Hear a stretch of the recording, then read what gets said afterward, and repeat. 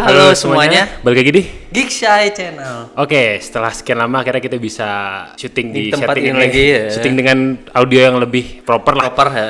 Karena sebelumnya kita First impression terus di bioskop, jadi ya mungkin nanti kita akan coba sering bikin konten first impression bener-bener fresh. Mudah-mudahan bisa terus dibikin karena teman-teman kayaknya lebih suka review seperti itu aja. Nah, kali ini kita mau bahas sebenarnya film yang cukup baru juga. Masih fresh juga ya. Kita baru nonton seminggu lalu lah, Seminggu lalu ya. Nggak se-fresh Doctor Strange kemarin, cuman ini masih pengen kita bahas lagi ya. Iya. Agak-agak kita cukup ada kesan lah. nah, berkesan gitu. Bisa dilihat di judul dan bisa dilihat di depan juga. Ini kita mau bahas Top Gun Maverick. Nah, seperti yang kalian tahu, Top Gun ini salah satu film yang dirilis baru banget. Dan mungkin banyak yang nggak tahu juga, itu adalah Top Gun ini kayak apa, sequel bisa dibilang. Sequel dari film pertamanya, which is itu Top Gun aja, itu 1986. Tahun 1986. Iya. Itu gue belum lahir. Dan, Sama. Dan makanya di sini gue mau kasih impresi film yang barunya ini seperti apa dan kenapa teman-teman harus nonton, dan menurut kita kenapa sih ini bisa jadi berkesan dan bagus ya gitu. Iya. Ini mungkin akan jadi dua sudut pandang. Sudut pandang gue yang gue bisa dibilang gue nggak nonton film pertamanya lah. Gue tahu secara knowledge, gue tahu Tom Cruise ini film pertama Tom Cruise, cuman gue nggak memperhatikan film pertamanya. Nah, Gigi ini tahu. Ya, jadi dia memang dulu nonton tuh kira-kira kelas berapa tuh? SD, tapi lu di layar emas RCTI. Nah, di TV, ya kan? TV, mungkin gue juga pernah lihat di TV, cuman kayak sepotong-sepotong gitu kan ya. Nah, dan itu mungkin cukup memorable, dan kita langsung mulai aja deh dari kita bahas dari film lamanya gitu. Iya. Sebenarnya Top Gun ini latar belakang kayak apa sih? Jadi sebenarnya ini tuh awalnya diangkat dari kayak artikel gitu di majalah ya, bukan majalah angkasa, tapi kayak majalah lifestyle di daerah California. Gitu. Dia ngebahas tentang kehidupan atau seluk-beluk pilot elit angkatan laut. Jadi dokumenter gitu kali ya. Tapi dalam sebuah artikel ngejelasin bahwa ternyata angkatan laut punya pilot-pilot elit yang terpilih dari yang terbaik gitu kan. Dan ada disebut namanya di situ Top Gun. Iya. Nah, jadi kayak mereka menyebut, mungkin ada nama istilah untuk di angkatan bersenjatanya, cuma kan itu mungkin rahasia kali ya. Jadi ini kayak penamaan dari sipil lah ya. Sipil Top Gun. Nah, dari situ tahun 83 kalau nggak salah artikelnya, dari situ akhirnya Paramount ngelihat nih Paramount Studio bisa jadi sebuah IP gitu kan, sebuah cerita. Dan akhirnya waktu itu langsung ditunjuk ada Tony Scott, kalau teman-teman tahu itu adiknya Ridley Scott yang bikin Alien. Dari situ dia dari Inggris, mungkin masih awal-awal mencoba peruntungan di Hollywood kan ya. Tapi waktu itu sebenarnya ngangkat filmnya, leadnya akhirnya Paramount Studio memilih si Tom Cruise. Tapi kita tanpa mengurangi rasa hormat ke Tony Scott yang sekarang udah meninggal ya. Jadi ini bisa dibilang satu legasinya mereka berdua gitu, Tony Scott dan Tom Cruise. Tapi di situ emang Tom Cruise yang menjual karena tahun 80-an gitu dia mungkin jadi apa ya, heartthrob-nya perempuan-perempuan atau kaum hawa tahun segitulah gitu. Idola remaja perempuan pada gitu masa itu ya. Karena dia barusan fresh bikin film Risky Business. Kalau teman-teman tahu nanti kita kasih screenshotnya, yang dia adegannya pakai kemeja oversize gitu, terus dia joget cuman pakai kaos kaki gitu, terus pakai kacamata hitam. Dari situ dia ikonik di situ. Nah, dari situ dia akhirnya wah udahlah nggak usah. Tapi di Risky Business tuh main karakter, lead juga. Dia lead juga. Sebenarnya dia kan awalnya bisa dibilang dulu bareng sama Robert Downey gitu, zaman-zaman segitu. Angkatannya gitu kan. Coba mungkin Robert Downey kan ada masalah dengan substans ya, dia ya. Narkoboy kan, jadi akhirnya dia naik, terus ya ganteng juga kan, jadi bisa menjual. Dan dari situ dibangun ceritanya tuh bahwa dari seorang bernama Peter Mitchell, atau di situ call sign-nya Maverick gitu kan. Di situ ceritanya dia salah satu siswa di akademi si Top Gun itu. Nah, di situ ya dia ada romance kalau ngeliat teman cover depannya juga kan sama Kelly McGillis, itu dia instrukturnya. Nah, di situ dia mungkin ada romance, terus ada persaingan dengan sama-sama pilot yang lainnya kan. Ceritanya ya mana mau jadi yang teratas kan harus mau bersaing kan. Nah, di sini kan mungkin persaingannya kan mungkin agak ada bikin tragedi juga kan. Nanti yang kita akan bahas lebih depannya, di situ dia bikin namanya Hero's Journey kan, pasti sempat ada dropnya. Di situ akhirnya dia dipercaya lagi, agak bias juga instrukturnya, percayalah dia pasti bisa bangkit lagi, bisa membuktikan diri yang terbaik. Dan akhirnya persaingan dia dengan si Iceman atau karakter Val Kilmer itu bisa cair, akhirnya bisa untuk untuk bersama gitu, dan akhirnya mereka berdua saling respect. Dan kalau teman-teman tahu yang kata-kata kenal dari film Top Gun itu yang I feel the need for speed, jadi saya butuh ingin untuk selalu tercepat gitu. Dari situ tuh kayak ambisinya itu. Dan hebatnya itu mungkin tahun 80-an musiknya juga bagus, salah satunya ikoniknya memang lagunya Berlin yang Take My Breath Away itu yang akhirnya menang Oscar. Jadi soundtrack original dari film Top Gun ini menang Oscar, Take My Breath Away, yang sebenarnya menggambarkan kondisi nyata kan, mereka terbang di atas, gravitasinya tipis gitu kan, literally nafasnya terambil gitu. Nafasnya terambil itu, dan di situ jadi ikonik dan melambungkan nama Tom Cruise jadi action star gitu di situ. Karena memang awalnya Tom Cruise ini image-nya tuh kayak lu mah modal tampang doang gitu ya. Awalnya gitu kan, bener kan? Iya. Dan yang gua tahu memang si Top Gun ini kayak Tom Cruise membuktikan sesuatu di sini Jadi di situ kayak titik baliknya dia sampai akhirnya terkenal Mission Impossible dan segala macamnya itu. Jadi ibaratnya nih orang nih nggak tampang doang nih, tapi skill stuntnya juga keren. Istilahnya sebelum jadi Ethan Hunt dia udah jadi Maverick dulu lah. Gitu. Nah, cuman yang gua tahu ini si Top Gun ini film pada masanya itu bukan box office. Bukan bisa dibilang kayak hype banget gitu ya. Iya. Secara rating kalau gue lihat itu kayak biasa aja kayak gitu. biasa. Jadi memang zaman tahun 80 terkenalnya masih science fiction gitu. Jadi masih zamannya ada Terminator. Pada masa itu Terminator, Alien sih kalau tahun 80-an, terus ada Predator gitu kan. Jadi zaman-zaman segitu tuh masih yang ada hubungan dengan fiksi ilmiah gitu, yang lebih luar angkasa lebih menjual ya. Mungkin ditambah mungkin dulu kita udah ada stasiun luar angkasa, mungkin ada kayak gitu-gitunya. Jadi berkaitan sama fenomena sosialnya juga. Jadi kan akhirnya kalau ngeliat masalah tentang akademi militer itu kan kayak ya basi juga kali ya. Udah, sebenarnya gak basi juga sih, kayak ya udah sih itu mah kan sebenarnya kayak kehidupan sehari-hari aja gitu. Dan udah banyak diangkat mungkin di era sebelumnya. Sebenarnya mungkin udah gitu. Cuman kan kita yang baru taunya dari si Top Gun gitu. Tapi di situ satu sisi kayak sedangnya ini IP bagus nih gitu kan, walaupun memang belum generate revenue atau menghasilkan pendapatan yang wah gitu kan. Dari situ akhirnya udahlah ada namanya Maverick gitu kan, dari situ si Tom Cruise gitu. Ya, nah kita akan mulai bergeser ke film yang barunya Gi. Iya. Nah kira-kira kalau film yang barunya nih latar belakangnya gimana Gi? Jadi sebenarnya ya biasa sih kita kenapa nampilin di depan ada Mission Impossible Fallout. Jadi sebenarnya tahun 2018 berarti 4 tahun sebelum ini kan Ethan Hunt berlanjut ceritanya kan, film ke-7 nih. Di situ ada saudaranya Christopher McQuarrie ya. Itu dia memaksimalkan si persona dan kemampuannya si Tom Cruise. Khususnya kalau situ ada satu adegan yang teman-teman di covernya juga tuh yang dia Halo itu apa ya? High altitude low opening. Dia terjun dari ketinggian tinggi banget tapi buka parasutnya rendah gitu. Dan itu berbahaya kan itu. Bahaya, dan itu mereka achieve itu tuh bisa dibilang tanpa CGI gitu. Stuntman banget dan si Tom Cruise-nya sendiri gitu ya. Iya, itu yang menjadi nilai plusnya ya. Dan situ akhirnya orang tahu lah tahun 2018 kita dihadapkan dengan film Avengers Infinity War yang benar-benar literally perang gitu kan, tapi film CGI disandingkan dengan si Mission Impossible Fallout, orang akhirnya notice juga, wah ternyata film action bisa juga loh, bisa jadi kalau dengan tanpa CGI, tapi memang dengan harus perhitungan dengan matang kan, karena apalagi ini Tom Cruise yang ngelakuin kalau dia apa-apa, kalau nggak salah satu adegan di Mission Impossible Fallout juga kan dia ada yang lompat antar gedung, dia nabrak gitu kan, retak gitu si tempurung lututnya, mau nggak mau harus berhenti dulu syuting kan, dia udah kayak Jackie Chan-nya Hollywood gitu lah. Anjir banget itu, setiap adegan tuh kayak aduh kayak gitu, kayak iya sakit gitu kan, dan tapi akhirnya karena genuine reaksinya nyata kan kelihatan autentik gitu kan. Iya benar karena real. Dari situ akhirnya bisa dibilang memang pendapatan masih jauh sama Avengers Infinity War, tapi wah ada bibit nih di sini nih. Akhirnya Paramount kan secara rumah produksinya, wah bisa nih. Akhirnya Skydance PH-nya si Tom Cruise, ya udah kalau gitu karakter saya aja yang dibikin berikutnya gitu kan. Yaitu si Top Gun, si Maverick. Makanya di situ digodok kalau nggak salah 2 tahun dipikirkan sampai castingnya juga. Bisa dibilang ya ada pemain lamanya juga ya kan diajak juga.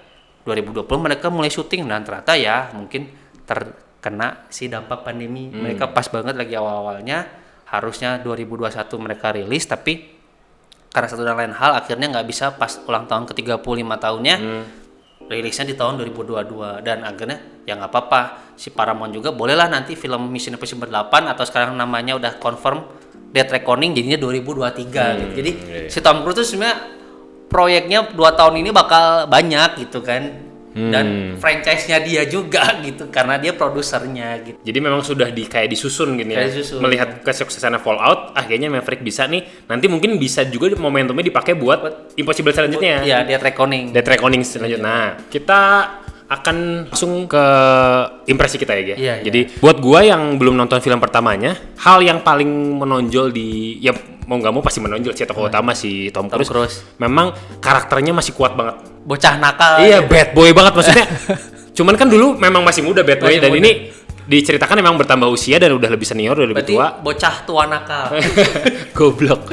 Terus apa? Kayak itu berapa tahun sih kalau ceritanya tuh? Selang berapa tahun? Kayak 20 tahun lebih. Kayak kalau di situ disebutnya 30 tahun 30 sih. tahun, Kan nanti ada satu karakter yang ada hubungan dengan masa lalu gitu kan. Nah, ya. 30 tahun berarti dia udah bapak-bapak ya, udah bapak-bapak dan anggap aja waktu itu dia umur 23 24 ya sekarang udah umur 54 55 lah. Dan diceritakan memang di situ dia kayak masih pilot aja gitu. Masih sedangkan pilot. teman-temannya udah jadi pejabat, admiral gitu kan. Mana gitu dan, kan. Cuman itu menurut gue menarik.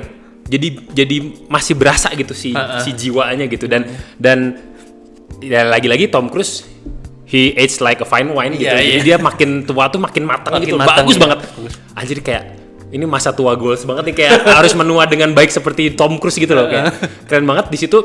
Cuman memang yang konfliknya yang menarik adalah dikembangkan kayak awalnya yang kayak rebel pembangkang anak muda, sekarang di kayak dibenturkan dengan konflik anak muda sekarang dan dia jadi kayak parenting gitu, kayak ngurus gitu, kayak ngomong gitu. Kayak ngomong. Iya, ngomong. Dan di sini karakternya dia jadi instrukturnya.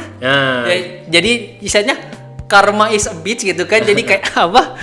Dia dulu gituin si instrukturnya, bikin repot instrukturnya, membangkang. Sekarang dia posisinya jadi instrukturnya, dapat calon-calon siswa atau calon-calon pilot terbaiknya yang memang kelakuannya 11-12 kayak dia waktu dia masih muda juga gitu kan. Dari situ akhirnya benar juga kata Dega yang jadinya kayak ngomong gitu kan. Karena walaupun dia nggak punya keluarga, nggak punya anak, tapi merasa mereka semua tuh anak saya di bawah sayap saya semua gitu kan. Dan di sini kelihatan bahwa konfliknya di situ ditambah. Nah, salah satu siswanya itu ada yang punya masa lalu dengan dia. Sebenarnya bapaknya siswa itu dulu partnernya dia di filmnya. Copilot si Gus. Ya, kalau sayanya Gus lah. Kejadiannya mungkin bisa dilihat di film pertama, cuman konfliknya seperti apa, kayaknya mending ditonton sendiri. Ya, tonton sendiri, istilahnya. Kenapa dia bisa ada konflik di situ? Konflik situ ya, di sini juga mungkin ada masa lalu. Akhirnya dia sebenarnya kayak di sini enggan untuk mengakui bahwa si anak itu tuh berkemampuan, tapi karena dia nggak mau nasibnya si anak itu kayak bapaknya dulu gitu kan. Jadi kayak di sini dia punya ada konflik gini. Saya tahu kamu pasti yakin bisa dengan cara apapun, saya pasti nggak akan bisa ngehambat kamu, tapi kalau kamu saya ajukan, saya dorong, takutnya nasib kamu kayak bapak kamu. Jadi kayak dia konflik juga. Di situ ada adegan yang ini mungkin diceritain aja sih, maksudnya kayak kamu kenapa nggak bilang emang kenapa dia dilakukan seperti, karena saya udah janji sama ibunya. Nah, iya. Anak itu tahu nggak kamu janji sama ibunya? Dia udah benci sama saya, jangan sampai dia benci sama ibunya juga. Iya, itu keren. Wah, kacau tuh dialog tuh. Iya, jadi kayak literally ini tuh bisa dibilang sebenarnya nggak usah nonton yang dulu nggak apa-apa, tapi dari dialognya dan dari perawakannya si Tom Cruise, kalau lihat bahwa sebenarnya dia tuh konflik batinnya tuh kenceng banget. Dia gitu, megang satu tanggung jawab yang besar gitu. Iya. Itu yang gue pada saat nonton tuh gue memposisikan, gue tahu masa lalunya tuh kayak anjing, kayak berkaca-kaca juga gitu kayak. Ya. Gimana kalau lu punya di posisi dia gitu ya? Dan ada adegan yang menarik pada saat main piano di bar itu. Keren banget tuh. Dan itu langsung kayak callback, dan ini nggak spoiler karena langsung ditampilin adegan jadulnya itu. Kita nggak usah nonton juga. Flashbacknya ditampilin gitu kan. Dan menurut gua sih itu kan digambarkan kayak dramatis, kayak kayak menggetarkan gitu kan. Menggetarkan. Nah, gua rasa yang nonton tuh jadi ikut berasa juga. Aduh. Itu acting Tom Cruise bagus juga di situ. Itu porsi dramanya gitu kan. Nah, akhirnya kita dapat dramaturgi yang kayak gitu. Pas porsi actionnya mah udahlah itu mah hands down sampai setengah tahun 2022 ini itu mah one of the best ya. Apa kan ya udah nggak bisa dipungkiri itu mah udah pasti flight pertempuran dogfight pesawat gitu kan. Dan kita kan ngeliat dari Mission Impossible dia kan minim CGI dan itu semua dilakuin sama Tom Cruise langsung gitu. Iya dia gila sampai dapat sertifikasi buat terbangin pesawat jet gitu. Dia bisa beli pasti yakin, tapi dapat sertifikasi kan, bayangin. Berarti kan? dia bisa mengendarai gitu. Bisa mengendarai kan gitu. Dan aku suka di sini kita shout out, kita nunjukin juga Tron Legacy, saudaranya Joseph Kosinski. Pernah kerjasama dengan Tom Cruise di film Oblivion juga. Tahu maunya Tom Cruise sebagai produser tuh, gue maunya jangan banyak CGI tapi dengan adegan action yang sangat real gini tuh, penontonnya bisa bener-bener bisa bikin sampai edge of their seat gitu, jadi kayak bener-bener ikutan ngerasain keringetannya pesawat terbang gitu kan. Dan itu tuh ditampilkan dengan baik, dengan wah itu mah real banget dari suara mesinnya kayak mereka manuver gimana gitu sampai. Dan sini kataku kayak achievement terbaik lah sejauh ini, sampai kan kalau nggak salah teman-teman bisa cari artikelnya, film ini tayang perdananya malah di Cannes Film Festival. Oh gitu. Dan dia dapat standing ovation 5 menit gitu. Anjir. Pas film ini tayang, kayak bayanginlah orang itu Cannes loh itu ya. Cannes gitu itu kan. Gak sembarangan loh itu untuk dapat apresiasi di situ. Dan dia sampai dapat honorary Palme d'Or. Sebenarnya harusnya kan kompetisi dapat Palme d'Or ya. Tapi karena dia merasa, wah yang memajukan film action selama beberapa tahun ini dan konsisten selalu melampaui batas lagi, akhirnya dapat patut diapresiasi kan gitu. Nah itu action juga memang nggak bisa bohong. Dan ini bisa kita bilang kalau misalkan masih ada waktu, mending nonton di bioskop. Ya, ini memang film diciptakan untuk ditonton di bioskop. Ya kalau misalkan mentok-mentok keras di rumah, audionya harus bagus, layarnya harus besar. Gitu. Asik banget itu, kayak naik pesawat beneran. Dan secara art directornya menurut gue sih bagus, karena elemen-elemen terkecilnya juga dipikirin kayak mereka kan punya nickname masing-masing tuh. Kayak nah itu di helm itu beda-beda. Nah itu tuh keren. Sampai udah banyak yang jual loh di Tokped. Helmnya si Hangman, helmnya si siapa? Rooster, Phoenix gitu kan. Nah, itu payback nah gitu-gitu keren banget. Dan itu kan berarti kan itu jadi memorable lagi. Makanya sampai keren nih gitu. Action. Paling kita bisa bahas kan kali nyebut callback. Ada nggak sih elemen-elemen yang sama kayak film dulunya? Nah ya. Yang paling kentara sih persaingan. Oke. Ya kan. Kita tadi udah nyebut dia sama Iceman, Maverick dan Iceman. Ternyata terduplikasi atau kejadian yang sama terulang 30 tahun kemudian dengan si Hangman dan si Rooster gitu. Sebenarnya bedanya mungkin nggak sepanas dulu kan. Dulu mah misalnya kayak bener-bener adrenalin lawan adrenalin gitu kan. Di sini si Rooster kayak dia tuh malu-malu gitu, padahal dia punya kemampuan, tapi karena kayaknya aku selalu dihambat, selalu di ini, nggak bisa mengeluarkan yang terbaiknya. Sedangkan cari aman. Sedangkan yang Hangman memang dari awal, ya aku mah sendiri aja, yang lain nggak ada juga nggak apa-apa. Gitu kayak kan. I'm great, I know. Gitu, anjing keren banget itu. Jadi kayak gitu-gitu.